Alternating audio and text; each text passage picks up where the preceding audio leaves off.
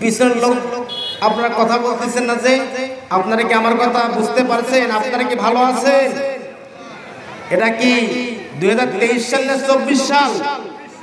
24 সাল। ভয় আছে? কোনো ভয় নেই, ঠিক না বেঠে?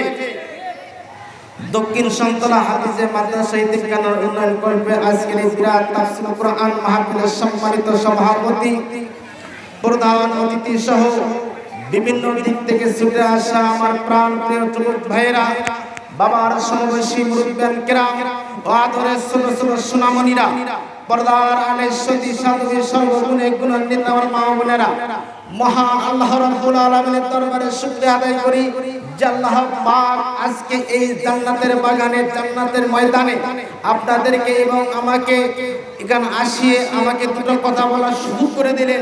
সে আল্লাহ রাব্বুল আলামিনের দরবারে শুকরিয়া আদায় করি আলহামদুলিল্লাহ। প্রশংসা করলাম কার? আসমান কার?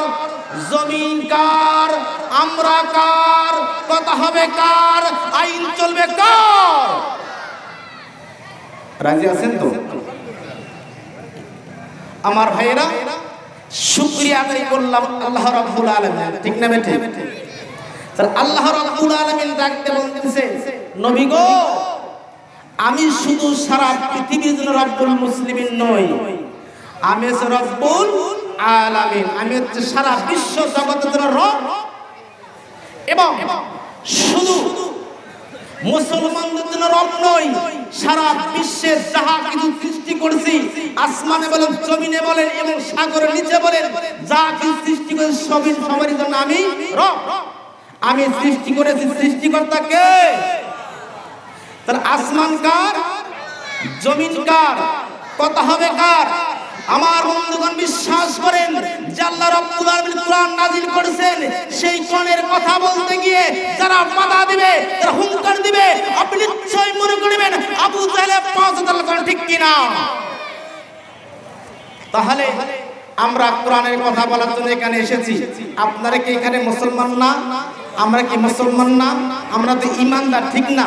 ঠিক না ভাই? ঠিক। ইয়া আইয়ুহাল্লাযিনা আমানু, এখানে কোন হিন্দু আছে, বৌদ্ধ আছে, খ্রিস্টান আছে, কিন্তু আমরা মুসলমান।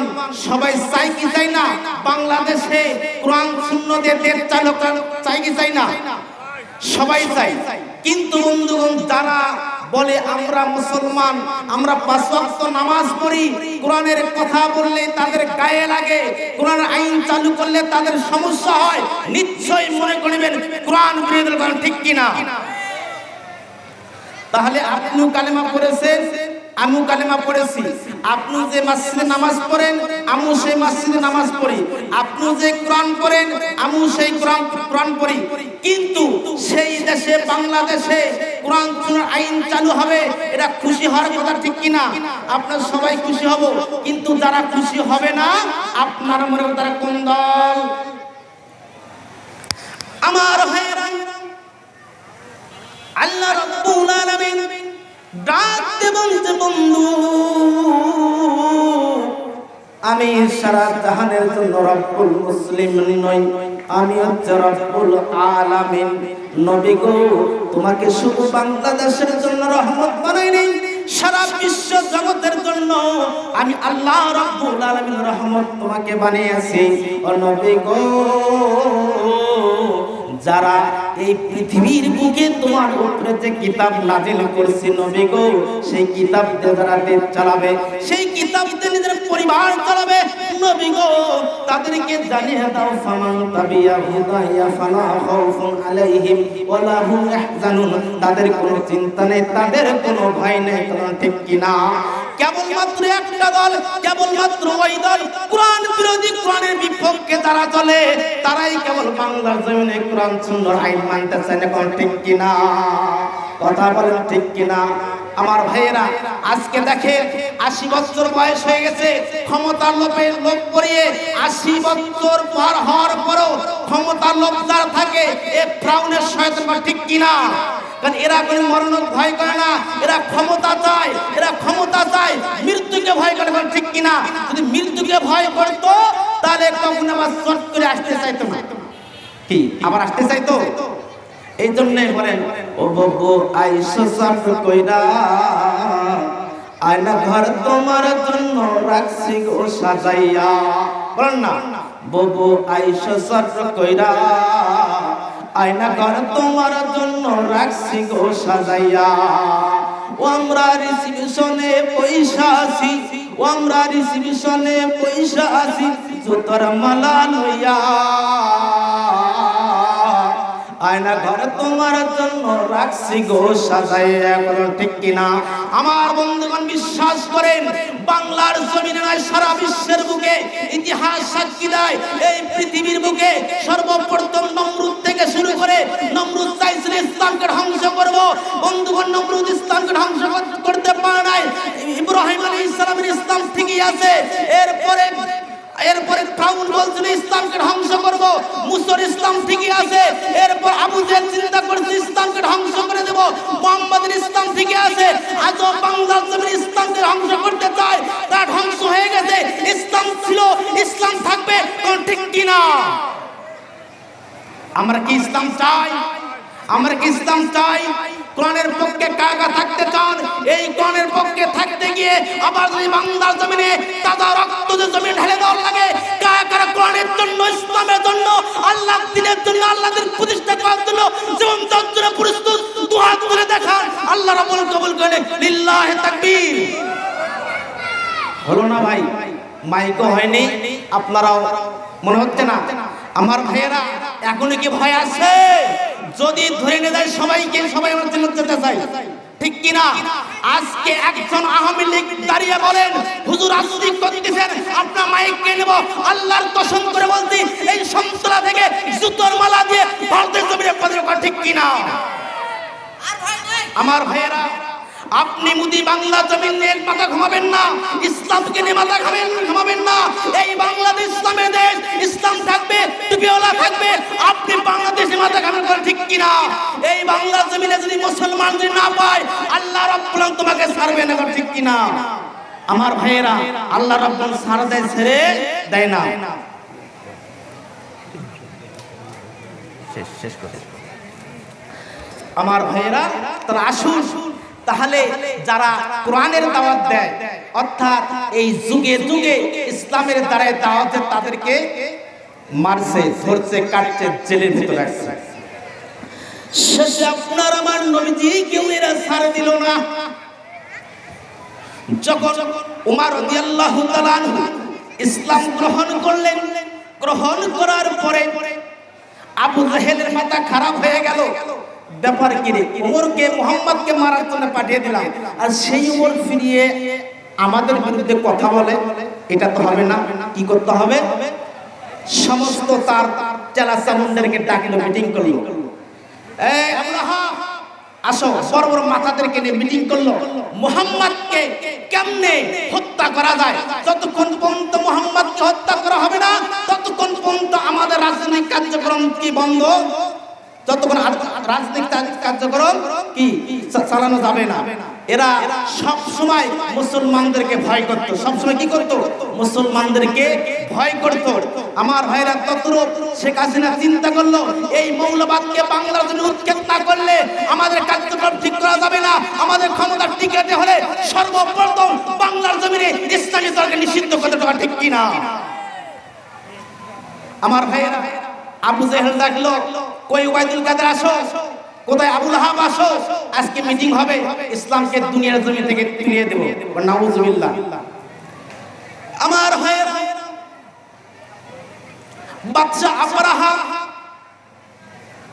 কাবা ঘর ধ্বংস করবে, ইয়েমেন থেকে মুতাল্লিবের কাছে চিঠি পাঠাইলো, মুতাল্লিব রে আমার হস্তি বাহিনী যাচ্ছে, সাবধান, তুই যেন সামনে আসবি না। আব্দুল মুতাল্লিব বলতেছে ঠিক আছে, নেতা আসতেছে, আমাকে তো সাবধানে থাকতে হবে। সবদেরকে বলল ভাই তোমরা একটু সতর্ক থাকো, যেহেতু বাদশা আবরাহা কাবা ঘর ভাঙার জন্য আসবে। প্রথম দিন আয়সা বেচার লুটপাট করে যার কাছে যা কিছু সব লুটপাট করে নিয়ে গেছে। পরের দিন সকালবেলা আব্দুল মুতাল্লিব বাদশা আবরাহার কাছে চলে গেলেন। ও বাদশা আবরাহা, তুমি তো বাইতুল্লাহ শরীফ ভাঙার জন্য গেলে, কিন্তু বাইতুল্লাহ শরীফ তো ভাঙলে না। আমার যে 200 উট যে তুমি চুরি করে নিয়ে আসলা, এই 200 উট আমাকে দাও। এখন বাদশা আব্রাহাম হাসতেছে আর বলতেছে, আমি তো মনে করছিলাম যে তুই অন্তত বাধা দেওয়ার জন্য আসছিস, তো ঠিক আছে, তুই যখন বাধা দেওয়ার জন্য আসিস নেই, তাহলে তোকে আমি এই উট ফেরত দেব। আব্দুল মুত্তালিব ডাকতে বলে, উটের 200 উটের মালিক হলো আমি, আর কাবা ঘরের মালিক হলো আল্লাহ। আমি উট নেওয়ার জন্য এসেছি, আমি কাবা ঘর রক্ষা করার জন্য আসি নাই। দেখেন উটের মালিক হলো আমি, আর কাবা ঘরের মালিক হলো আল্লাহ। বাংলাদেশ সমস্ত আলেমকে যদি একটা একটা করে পিটিয়ে জেলখানার ভিতর রাখা হয়, আমার ভাইরা আল্লাহ রাব্বুল ডাক দে বলে, তোরা যখন পারিস নেই, আমি আল্লাহ আমার ইসলামকে ঠিকই রক্ষা করব, ঠিক কি না? কাবা ঘরের মালিক কে? আল্লাহ। এবার আব্দুল মুত্তালিব নিয়ে এসে কাবা ঘরে গিলাফ ধরে কাঁদে, আল্লাহ গো আল্লাহ, আমরা পারলাম না, দুর্বল হয়ে গেছি, বাদশা আব্রাহার সাথে যুদ্ধ করতে পারবো না। ও বাদশা আব্রাহা, বাদশা আপনার সাথে যুদ্ধ করতে আমরা পারবো না, আমাদের শক্তি নাই। মাবুদ গো, তোমার কাছে ফরিয়াদ জানাই, এই কাবা ঘর আল্লাহ তুমি রক্ষা করো। আমার আল্লাহ ডাক দেওয়ার আব্দুল মুত্তালিব রে, আমি বুড়ো হয়ে যাই নাই। আল্লাহ কি বুড়ো হয়ে গেছে? আমার তো মুসলমান ভাইরা রাস্তা দ্বারা দাঁড়িয়ে আছেন, মহিলা মা বোনরা চলাচল করতেছে, তাদের অসুবিধা হচ্ছে, তাদের ভিতর থেকে আপত্তি আসতেছে যে পুরুষরা যেভাবে রাস্তায় দাঁড়িয়ে আছে, তাদের চলাফেরা খুব ত্রুটি হচ্ছে। কাজেই কারো কোনো ব্যাঘাত সৃষ্টি না করা, কারো কোনো অসুবিধার সৃষ্টি না করা, এটা মুসলমানদের একটা পবিত্র দায়িত্ব। এই জন্য সবাইকে রাস্তায় দাঁড়িয়ে না থেকে প্যান্ডেলের ভিতর আসার জন্য বিশেষভাবে অনুরোধ করছি। কারণ প্যান্ডেলে অনেক জায়গা আছে, বসার সুব্যবস্থা আছে, আপনারা এখানে দাঁড়িয়ে আছেন, এটা হয়তো ইসলামের দৃষ্টিতেও যে একটা দৃষ্টিকটু। কাজী সবার সামনে রাস্তায় দাঁড়িয়ে থাকা, এটা একটা বেয়াদবির সামিল। তাই অনুরোধ করছি, সামনে দাঁড়িয়ে না থেকে আপনারা সবার মধ্যে এসে পড়ুন, মা বোনদের যাতায়াতের জন্য সুব্যবস্থা করে দেন, এটা আমাদের একটা পবিত্র দায়িত্ব। এটা জিকির করে, লা ইলাহা লা ইলাহা। আপনাকে জিমিয়া পড়ে গেছে? কোরআন কি আপনারা চান?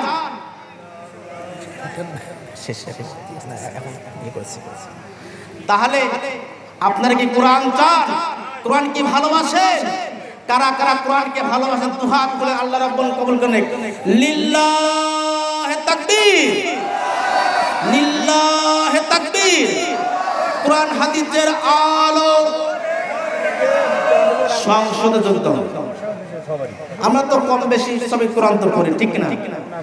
দেখুন আমি বলবো কোরআন হাদিসের আলো সংসদে, কোরআন হাদিসের আলো, কোরআন হাদিস যেখানে, ভোটের বেলায় যেখানে, সাবধান। একটা যদি মাগরিবের নামাজের সময় যদি 5 জন লোক থাকে, তোর কাকে দেন? হুজুর যদি একটা সাইডে থাকে, হুজুর আসতেছে, তাহলে মাগরিবের নামাজের সময় হুজুর চলে, ভালো লোক ইমামতি দেওয়ার দায়িত্ব। এখন যার হাতে দেশ ছেড়ে দিবেন, তাহলে কাকে দিবেন চিন্তা আপনার, ঠিক কিনা? আমার ভাইয়েরা বলতে চাচ্ছিলাম, আব্রাহাম কাবা শরীফ ভাঙার জন্য আসবে। আব্দুল মুত্তালিব ডাক দে বলে, কাবা ঘরের মালিক আমি না, আমার বন্ধুগণ সারা রাত দোয়া করলো। আল্লাহ রাব্বুল ডাক দে বলে, মুত্তালিব রে, আমি তো পুরো হয়ে যাই নাই, আমি আল্লাহ তো আছি, দেখ না এবার কি হয়। পরের দিন কাবা ঘর ভাঙার জন্য আসলো। আমার বন্ধুগণ সংক্ষিপ্ত করলাম যেহেতু হুজুর এসে গেছে, আবাবিল পাখি ঝাঁকে ঝাঁকে পাখি আসলো। এই পাখিগুলোর মুখে একটি ছোট্ট ছোট্ট পাথর, এই পাথরগুলো যখন ওই আব্রাহার লোকদের উপরে নিক্ষেপ করলো, নিক্ষেপ করার সঙ্গে সঙ্গে মাথায় নিক্ষেপ করার সঙ্গে সঙ্গে পায়খানার পিছন দিয়ে বাইর হয়ে গেছে। আব্দুল্লাহকে ডাক, আব্দুল মুত্তালিবকে ডাক দিল, আব্দুল মুত্তালিব রে দেখ রে আমার খেলা দেখ, আমার ঘর ভাঙার জন্য যারা এসেছে তারা শেষ হয়ে গেছে।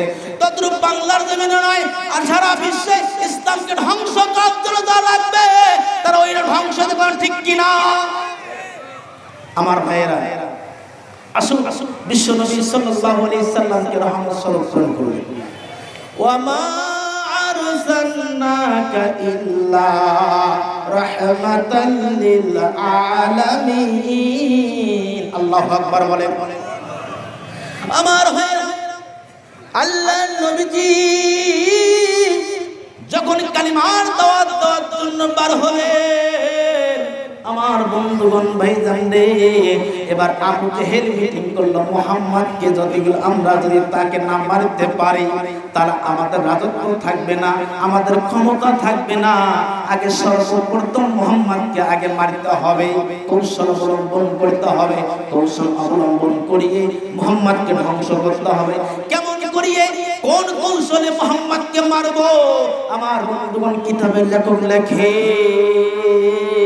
প্রত্যেকটা বাড়ি বাড়ি চিঠি লিখে দিল, তোমরা মুহাম্মদকে যদি আমাদের হাতে না ধরে দাও তাহলে বাজারে খরচ দেওয়া হবে না, বাজারে খরচ দেওয়া হবে না, তোমাদেরকে টাকা দেওয়া হবে না, তোমাদের কর্ম বন্ধ, চাকরি পর্যন্ত বন্ধ হয়ে গেল। আজকে বন্ধুগণ যদি আলেমদের যদি চাকরির কথা বলা হয়, কোন জায়গায় যে চাকরির দরখাস্ত করে তখন যেই দেখে হুজুর দাঁড়িয়েওয়ালা, চাকরি হবে না, চাকরি হবে না। তাহলে কোন দল কথা বলে, ঠিক কিনা আমার ভাইয়েরা?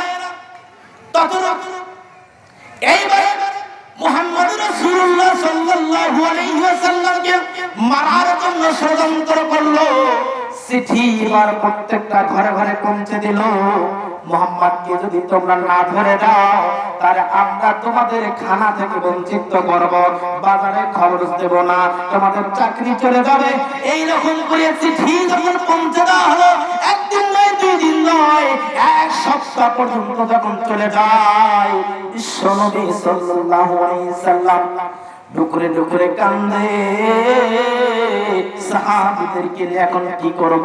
আমার বন্ধুগণ সাহাবারা সিদ্ধান্ত নিল, ইয়া রাসূলুল্লাহ, ইয়া হাবিবাল্লাহ, হুজুর জীবন চলে যাবে, জীবন যায়, যতক্ষণ পর্যন্ত জীবন থাকবে, যতক্ষণ পর্যন্ত মুখের জবান থাকবে, ততক্ষণ পর্যন্ত আমরা কালিমার দাওয়াত থেকে বঞ্চিত হব না। জোরে জোরে বলেন সুবহানাল্লাহ।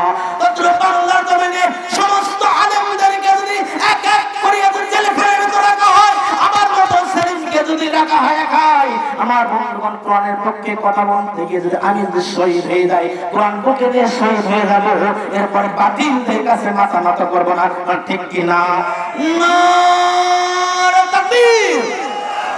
কোরআন হাদিসের আলো, কোরআন হাদিস যেখানে, আলেম ওলামা যেখানে, সমাধান সমাধান সমাধান চাও যদি জীবনে মরণে, ফিরে যাও খোঁজে নাও কোরআনে। কোথায়?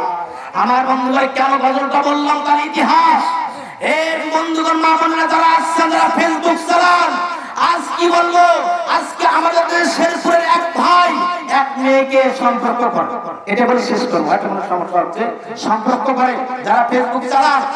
এখন এই যুবক এখন প্রেমিকের কাছে ফোন দিছে, তোমাকে আমি বিবাহ করবো, আমি আসতেছি।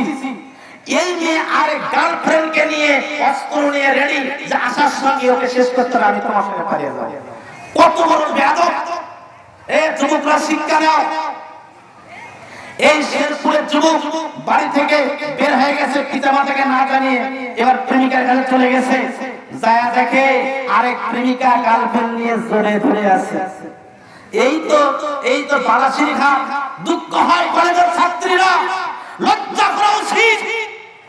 বেদব মেয়ের মতো একই ছাতার তলে বাদাম খাও, লজ্জা লাগে না? ওই ছেলে যদি বিবাহ না করে আগামী অন্য ছেলের সাথে বিবাহ হবে, তার ঠকাইলি কাকে? আসল স্বামীকে ঠকাইলি, নকল স্বামীকে ঠিকই দিলি, ঠিক কিনা আমার ভাইয়েরা? ততরূপ এই যুবক বাড়ি থেকে চলে গেল প্রেমিকার কাছে, যা দেখে আরেক গার্লফ্রেন্ড নিয়ে যুবতী জড়িয়ে ধরে আছে।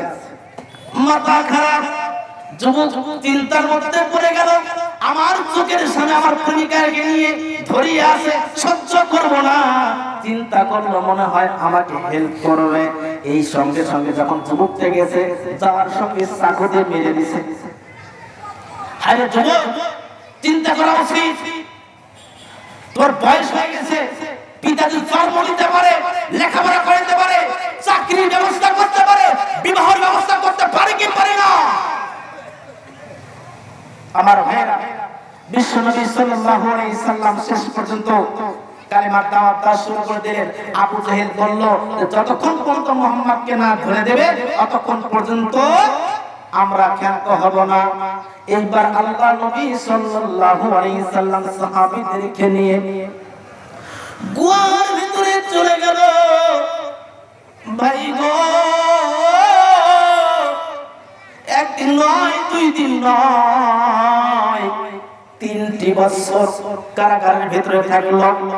এই কোরআনের কথা যারা বলছেন, ইসলামের দাওয়াত যারা দিয়েছেন, বিশ্বনবী সাল্লাল্লাহু আলাইহি সাল্লাম নয়, যত নবীরা এই কালিমার দাওয়াত দিয়েছে তাদেরকে প্রত্যেকটা নবীদেরকে জেলখানায় রাখা, ঠিক কিনা?